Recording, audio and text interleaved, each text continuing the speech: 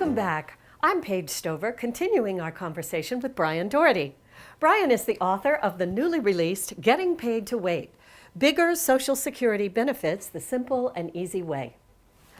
Brian, in your book, you use the term the silent crisis pertaining to these very important issues regarding women. Help me understand why you use the term silent crisis. I call it the silent crisis, Paige, because nobody knows about it, so nobody talks about it. But it's actually a pretty big crisis. And so what is the silent crisis? The silent crisis is this, is that too many women over the age of 65 either live in poverty, near poverty, or struggle financially. And when I say too many women, I'm talking about millions of women, millions and millions of women. So there are a few people that are aware of the crisis, the silent crisis, but I think they don't really talk about it because they don't have what they feel is a good solution to that problem. I'm excited to talk about it and actually get a national conversation going over the issue of the silent crisis. I'm excited to do that because I think I have the solution to that problem. And the solution is accessible to just about everybody. And the solution is also pretty simple. And the solution, believe it or not, is people just making better Social Security claiming decisions. If they make better Social Security claiming decisions, the people making these decisions going forward, we can greatly reduce the number of women that become part of the silent crisis.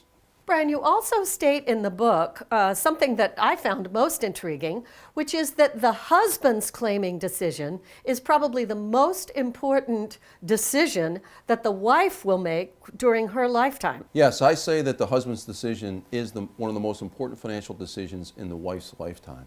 And I say that because even today, Paige, husbands in general have the bigger Social Security benefit. In fact, that is the case 75% of the time. The husband is going to receive the bigger Social Security benefit. So ultimately, his decision about when to claim Social Security is going to determine the size of what is to become the survivor benefit. And overwhelmingly, wives outlive their husbands. So women are the recipient of the survivor benefit. So depending upon the decision that the husband makes of when he claims his Social Security benefit is going to determine how big the wife's survivor benefit is going to be. You mentioned claiming at age 70. What are the husband's other options?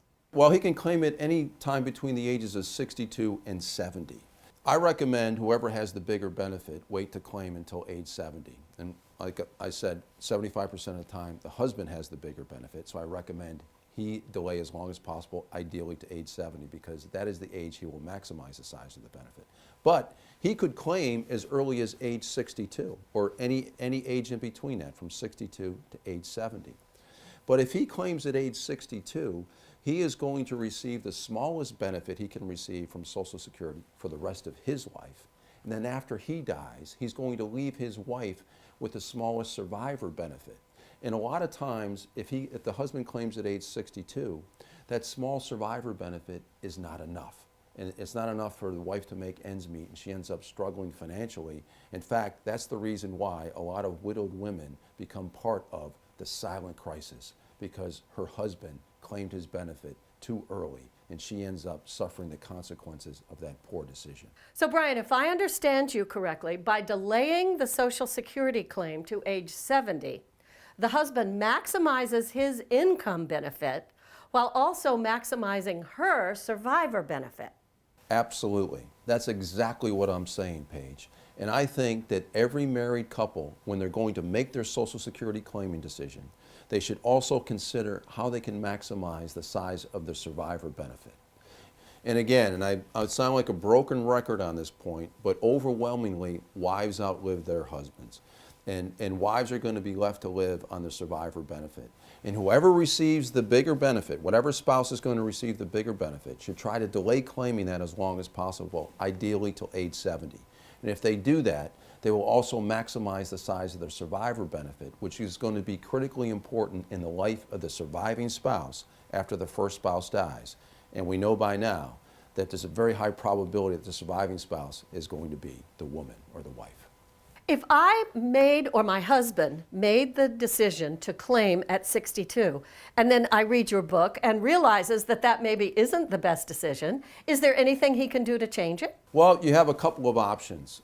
One, if a year hasn't gone by since he claimed his benefit at age 62, so he hasn't turned 63 yet, he can change his mind and pay back all the benefits he's received from Social Security, and it'll be like he hasn't claimed his benefit at all. He's got to do that within 1 year. The other option, let's say he's past age 63, a year has gone by. At his full retirement age of age 66, he can suspend his benefit at that point. And for every year he suspends his benefit, it will grow by 8%. So if he then delays until age 70, his benefit will be 32% higher, and he will receive that bigger benefit for the rest of his life. If you're interested in learning more about the consequences of the very important Social Security claiming decision, please check out Brian's new book, Getting Paid to Wait, Bigger Social Security Benefits, The Simple and Easy Way.